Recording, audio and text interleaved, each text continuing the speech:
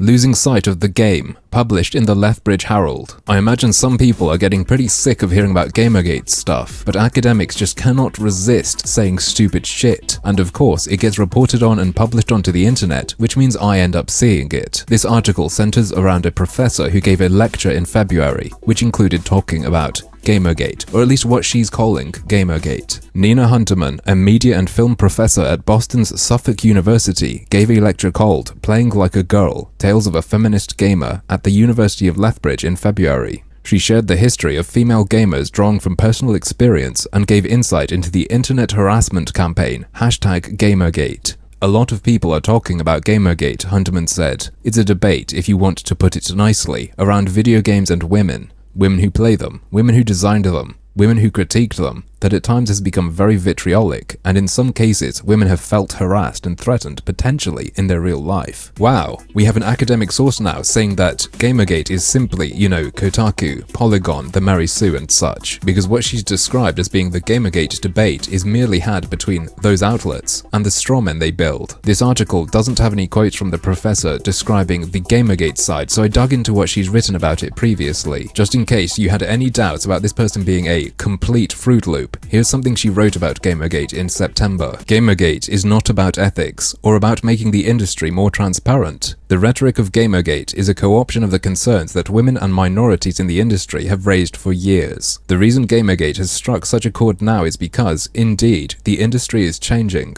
Diverse characters in games are more common and more women and minorities are making games. As others have commented, Gamergate signals a culture war within gaming that has been slowly building for decades and, following years on the margins, has finally broken through to the mainstream. However, the conversation that should occur about inclusivity in games has been hijacked by an extremely conservative discourse that co-opts the language of exclusion in order to argue that the cultural shift occurring is meant to deny gamers their preferred experiences. Transcripts of 4chan conversations and Reddit threads where instigators of Gamergate strategize the online abuse of women and their allies who dare to challenge the status quo read like talking points crafted by conservative political consultant Frank Luntz and right-wing commentator Glenn Beck. It is a world turned upside down, and it would be funnier if it were not alternately scary and tiresome. Even as Gamergate has simultaneously reached mainstream attention and hysterical levels of conspiracy theory paranoia, it remains at heart an object lesson in the harassment that women in and around the game industry are subjected to. I wonder if she shows up to lectures wearing a tinfoil hat. She seems to be talking about Gamergate or whatever as a bunch of conspiracy theorists, while also saying that a small group of people are manufacturing this or instigating this. With all due respect, ma'am, that is a conspiracy theory, and one that I presume she is teaching at universities, I suppose to recruit students to her side of a war that she has been fighting for decades. She also talks about, well, why aren't these people going after big publishers? Why are they talking about indies? Indies need these cliques, blah blah blah.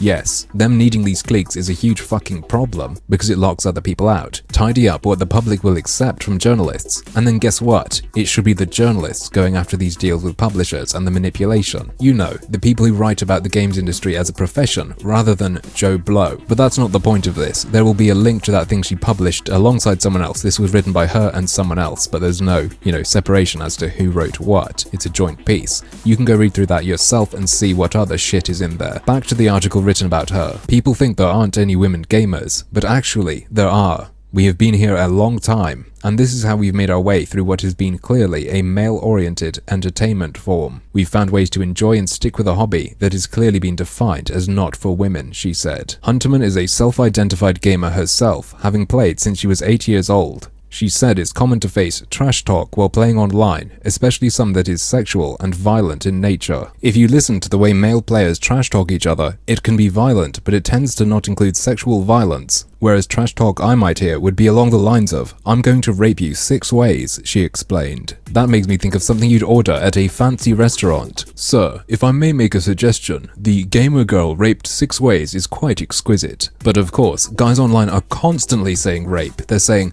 you just got raped, oh fuck, you raped me, I'm going to rape you. That's everywhere. Same with teabagging, which is effectively using necrophilia towards other players as a taunt. And who the hell are these people who think that there are not women gamers? gamers. Who are they? I have only heard academics and journalists say this. And for whoever does think it, the problem lies with them for being a fucking dum-dum, even if they have tits. Some choose not to play online. Some choose not to use the audio so they can't hear other players, and some choose to play other types of games. Of course that means you're not participating in some of the largest games, such as Call of Duty, she explained. It's entertainment. That's one of the things about Gamergate that perplexes a lot of people. All this hate and anger, telling women to get back in the kitchen and to stop taking away my video games. Yeah, it's about games. There are so many things I could say looking at this on its own, but I think it's more important to give you some context. Bear in mind what she said, and now realize that this is a person who literally lectures about how games like Call of Duty cannot be viewed as just entertainment. There will be a link in the description to a transcription by an attendee of one of her militarism and video game talks. Here I'm just going to show you how her talk was introduced. Opening remarks by John Sanbonmatsu. The context of the talk today is that the country is at war. We have been at war since before 9/11, and since 2002 when we invaded Afghanistan, and in 2003 when we invaded Iraq, we have had hundreds of thousands of forces committed overseas. We have killed 600,000 people. How does killing happen? Policymakers send troops into action. But before that, we need to have a culture of consent. The people need to consent to our government participating in war. To do that, we need a whole process of teaching us from childhood that killing is a legitimate mode of conflict resolution. This talk is about one of the most powerful media, video games, and what is going on in the political sphere and how it is connected to video games. Those are of course the opening remarks by someone else, but yes, the whole thing is along those lines. That was what she was all about in 2010. And suddenly, miraculously, when it suits her 5 years later, let's revisit her approach to games like Call of Duty. It's entertainment. That's one of the things about Gamergate that perplexes a lot of people. All of this hate and anger, telling women to get back in the kitchen and to stop taking away my video games. Yeah.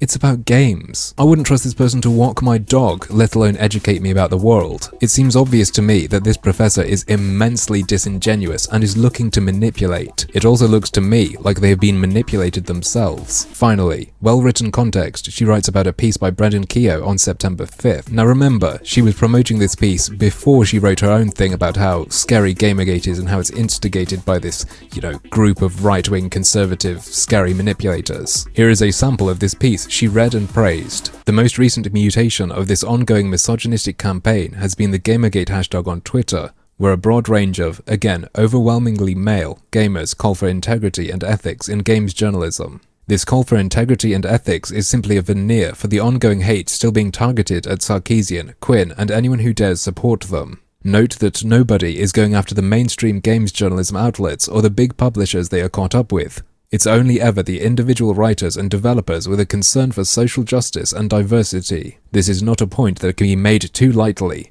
This was and remains a concentrated right-wing political attack on perceived progressive ideas in video game design and discourse. From being pulled out of the ass of a video game journalist to universities' lecture halls in 2 easy steps. Fuck me. I just find this absolutely bizarre, and I'll give you another example of something I've seen. Adrienne Shaw writes, last retweet, describes a lot of stuff from my book. Kinda wish it was out already. Maybe this is all just a long marketing build-up by University of Minnesota Press. Nina Hunterman, again the professor I've been talking about. For all those Gamergate dissertations and conference papers in our future, your book will be invaluable. It feels like everything is becoming Wikipedia. Just gotta find some like-minded people to listen to, and there, boom, you've got sources, you have found the truth. Or at least the truth as you need it to be right now. But that actually outlines my favourite thing about this whole Gamergate kerfuffle. It's something that acts like a rock that these people just cannot resist biting and breaking their teeth on. It's hilarious, and, I think, necessary.